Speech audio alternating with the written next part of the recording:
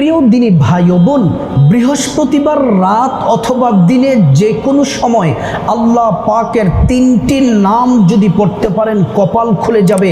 আল্লাহর কাছে যা চাইবেন আল্লাহ তাআলা তাই দিবেন। বৃহস্পতিবার অত্যন্ত দামি দিন, মর্যাদাপূর্ণ দিন, ফজিলতপূর্ণ দিন। আমার মা বোনেরা অজু অবস্থায়ও পড়তে পারবেন, অজু ছাড়াও পড়তে পারেন। যে কোনো সময় বৃহস্পতিবার রাতে হোক দিনে হোক, শুধুমাত্র কষ্ট করে তিনটি নাম যদি পড়তে পারেন সকল হাজত আল্লাহ পূরণ করে দিবেন। প্রত্যেকটা প্রয়োজন আল্লাহ রাব্বুল আলামিন পূরণ করে দিবেন। আল্লাহর কাছে যা চাইবেন আল্লাহ তাআলা তাই দিবেন। প্রিয় দিনী ভাই বোন, ওই নারী পুরুষ কতই না ভাগ্যবান যারা বৃহস্পতিবার পায়। বৃহস্পতিবার পাওয়ার পরে বৃহস্পতিবার রাতে অথবা বৃহস্পতিবার রাতে অথবা দিনের মধ্যে যে কোনো সময় আল্লাহ পাকের তিনটি নাম পড়ে নবীজি বলছেন তারা কতই না ভাগ্যবান। আল্লাহ তাআলা তাদেরকে সেই ভাগ্য নসিব করবেন। আল্লাহর বিশেষ খাজানা থেকে রিজিক দিবেন। আল্লাহ তাদের সম্মান মর্যাদা বাড়িয়ে দিবেন। আল্লাহ তাআলা তাদেরকে ভালোবাসবেন। প্রিয় নবী সাল্লাল্লাহু আলাইহি ওয়াসাল্লাম বলছেন, দুনিয়াবাসী, এই বৃহস্পতিবার অত্যন্ত দামি। আল্লাহর নবীর জীবনে, আল্লাহর নবী নবুয়ত প্রাপ্তি হওয়ার পর থেকে আল্লাহর নবী প্রায় সব সময় তিনি সোমবার দিন রোজা রাখতেন এবং তিনি বৃহস্পতিবার দিন রোজা রাখতেন। সাহাবায়ে কেরাম রিদওয়ানুল্লাহি আলাইহিম আজমাইনগণ বললেন, ইয়া রাসূলুল্লাহ, মায়ার নবীজি, আপনি প্রত্যেক সোমবার এবং বৃহস্পতিবার দিন রোজা রাখেন কেন? আল্লাহর নবী উত্তর দিলেন, সাহাবীরা আমার, সোমবার দিন রোজা রাখার কারণ হলো সোমবার দিন আমি জন্মগ্রহণ করেছি, দুনিয়াতে আগমন করেছি। এজন্য আল্লাহর শুকরিয়া আদায় হিসেবে আমি প্রত্যেক সোমবার দিন রোজা রাখি। আল্লাহু আকবার।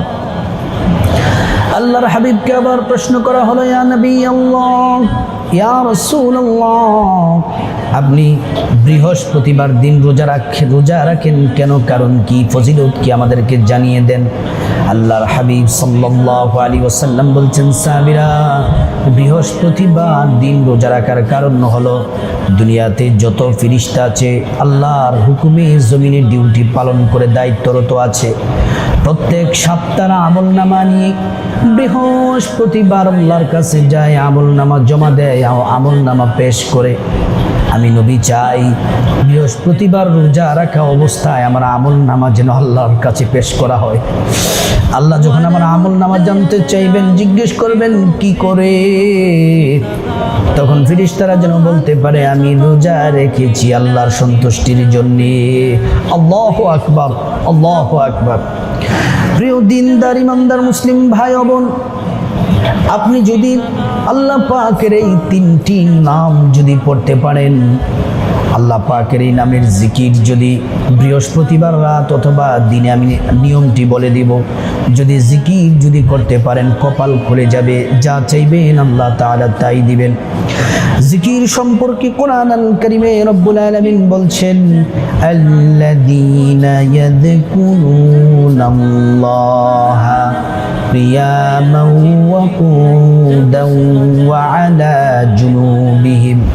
আল্লাহর নামের জিকির তিন অবস্থায় করা যায়, দাঁড়িয়ে দাঁড়িয়ে, বসে বসে, শুয়ে শুয়ে আল্লাহ পাকের নামের জিকির করা যায়।